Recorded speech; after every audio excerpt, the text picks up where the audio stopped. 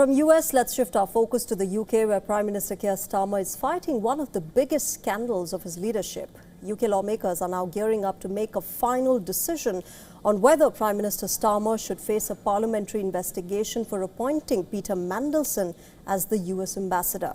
Mandelson's link with the late convicted sex offender Jeffrey Epstein has taken the British politics by storm, and it could potentially threaten Keir Starmer's position as the Prime Minister of the United Kingdom.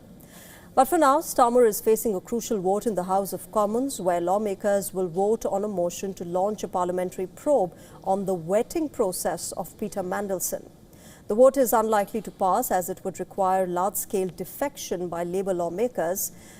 Cabinet ministers have rallied behind Keir Starmer, who continues to claim his innocence in this matter. Starmer says that full due process was followed in Peter Mandelson's appointment, but the latest revelations suggest that Mandelson was made the UK ambassador to America despite failing security checks. Starmer's former chief of staff, Morgan McSweeney, came to his defence. That judgment was a mistake.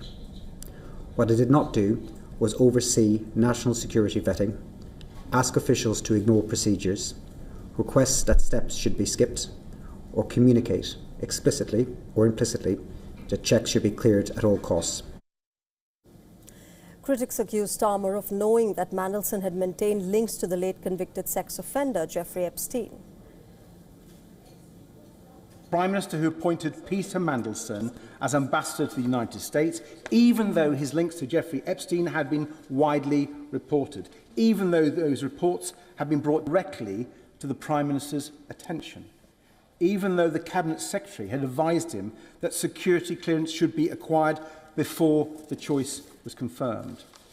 A Prime Minister who, despite all that, still told the House repeatedly that full due process was followed.